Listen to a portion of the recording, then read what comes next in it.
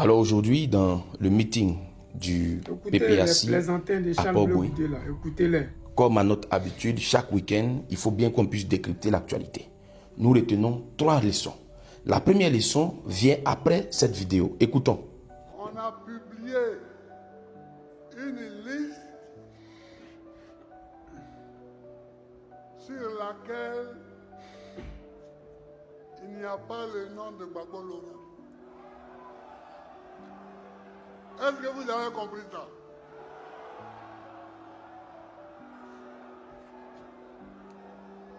On a publié une liste sur laquelle il n'y a pas Cheikh Tidiane Thiam, sur laquelle il n'y a pas Soro Dio, etc. Alors, comme nous avons pu voir sur cet extrait, le monsieur cite son nom, le président Laurent Gbagbo, comme absent sur la liste électorale. Il cite le nom de Cheikh Tidiane Thiam comme absent sur la liste électorale. Il cite le nom de Soro Kibafori Guillaume comme absent sur la liste électorale. Et quand arrive le tour de Charles Blé Goudé, il dit etc. C'est-à-dire, c'est un supplice pour lui, c'est trop difficile que de lui demander, c'est trop lui demander que de citer le nom de Charles Blé Goudé absent sur la liste électorale. Et ça rit. Derrière lui, ça rit dans l'auditoire. Vous comprenez le sort que subit celui qui lui était fidèle, celui qui préparait pour lui à la haie. Comme vous le voyez sur cette image, celui avec qui il y a eu cette chaude accolade après, n'est-ce pas, l'annonce de leur acquittement là-bas à la Cour pénale internationale. Voici aujourd'hui le sort qu'il subit. Et il est de mauvaise facture, contrairement, n'est-ce pas, à Soro Kibafori Guillaume qui était le plus grand ennemi du pouvoir de Laurent Gbagbo. Soro Kibafori Guillaume est le bienvenu au PPAC plutôt que Charles Blé Goudé qui s'est battu pour Laurent Gbagbo. Voici une autre phase de la politique que nous découvrons et que nous venons de découvrir davantage avec cet extrait, avec ce discours du président du PPAC, Laurent Gbagbo. Alors nous qui croyions dans le passé, parce que c'est ce qu'on nous disait, que le président Bédié était un rancunier, nous qui croyions que le président Alassane Ouattara était un rancunier, aujourd'hui on comprend maintenant la vérité. Vous avez écouté, j'espère que vous avez compris, parce que moi je n'ai pas compris.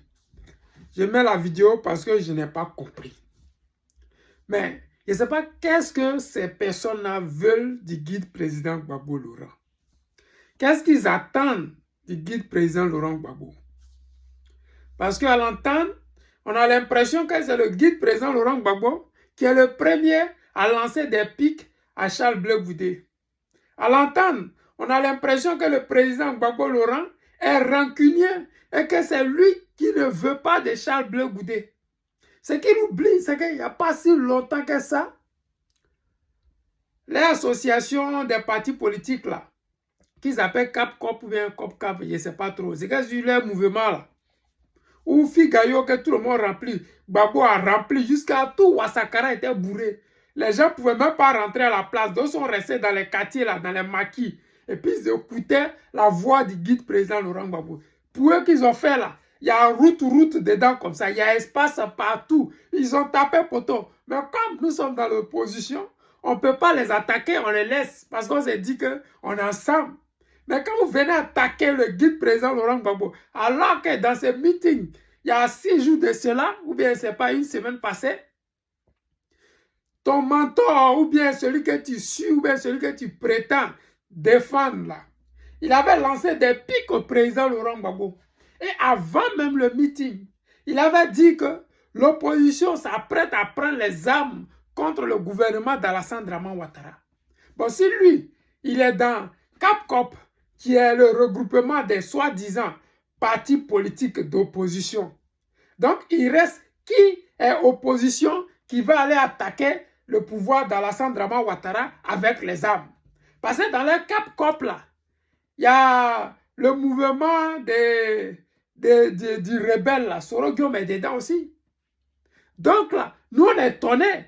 Le seul parti ou bien le seul mouvement qui se respecte ou parti politique qui se respecte, qui n'est pas dans ça là, c'est celui du guide président Laurent Gbagbo. Donc quand tu passes partout et puis tu dis qu'on s'apprête à vous attaquer avec les armes, si une opposition veut vous attaquer avec les armes, je vais me dresser face à eux.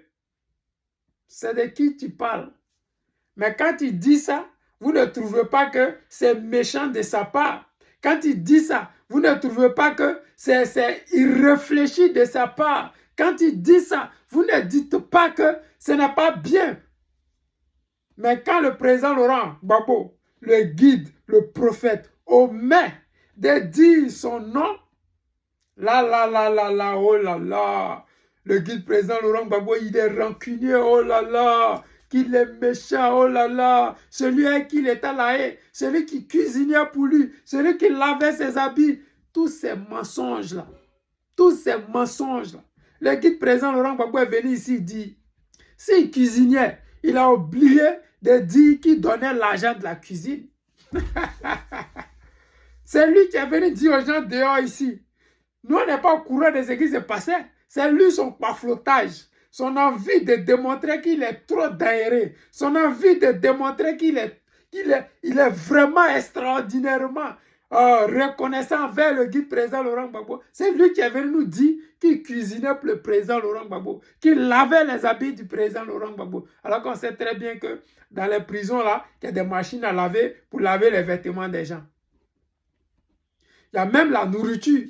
Mais comme le guide président Laurent Gbagbo, c'est un VIP, on ne peut pas le traiter comme les autres. Donc souvent, lui, il a sa cuisine et puis c'est comme ça. C'est là le ropero là vient et puis il prépare. Donc il est venu nous dire ça dehors. Nous, on a pris ou bien.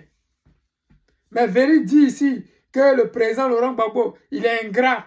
Que le guide président Laurent Gbagbo, il est quelqu'un de rancunier. Je pense que tu as eu tort de le dire. Parce que quand tu vois Afin N'Guessan, tu n'es pas aussi un enfant pour dire que tu n'es, ou bien peut-être tu viens d'arriver dans la politique. Parce que maintenant, la politique ivoirienne, c'est devenu doux. Hein? C'est pas comme avant où on agressait les gens, ou avant même quand tu mets ta caméra, tu n'as plus d'amis, personne ne te parle encore. Parce qu'on dit que tu fais politique. Et ils ne veulent pas avoir problème à cause de toi. Tes parents, même d'autres, même causent plus à toi. Parce qu'on dit que tu fais politique. Ils ne veulent plus entendre parler. Donc vous, là, vous êtes arrivé au moment où c'est cuit. Au moment où c'est déjà bon. Au moment où vous voyez Vipoboué là. Les gens sont en jaillet, ils font les manifestations. Non, c'est pas comme vous. Au moment où nos mamans, leur union, elles faisaient comme ça pour pouvoir s'en sortir. Au moment qu'on faisait les vidéos là, c'était chaud. Parce que quand tu sors, tu regardes à gauche, à droite, faut pas les mots d'hier vont t'agresser. Parce que les Jules là, ils sont partout. Hein. Ils sont en Côte d'Ivoire, ils sont en Russie, ils sont en Allemagne, ils sont partout. Et là, c'est les aventuriers. Donc nous là, quand on défendait la Côte d'Ivoire à cette époque là, on regardait à gauche, à droite avant de sortir. C'est plus maintenant quand tu fais vidéo, les gens pensent que tu es une star. Avant là, c'est ta vie qui était en danger. Donc vous là, vous venez d'arriver. Sur à cette époque là, Afin N'Guessan, il fallait le voir parler du guide président Laurent Gbagbo. Il fallait le voir massacrer le président Laurent Gbagbo. Mais qui a permis qu'Afin N'Guessan fasse ça? C'est Charles Blé Goudé, celui que tu défends là. C'est lui qui a dit que je suis avec Gbagbo ici là. Il n'a jamais signé quoi que ce soit. C'est lui, le même Blé Goudé là, qui a dit au président Laurent Gbagbo, lui, sa femme là, elle n'a pas chargé de communication du FPI. Elle ne peut pas aller faire la commission du guide président Laurent Gbagbo. Donc, venez dire qu'il préparait pour le président Laurent Gbagbo et le président Laurent Gbagbo est ingrat vis-à-vis de lui. C'était dire que lui, que vous pensiez qu'il est ce qu'il est, et puis vous ne pensez pas qu'il est autrement là. C'est un diable, c'est un maudit en mode ivoirien.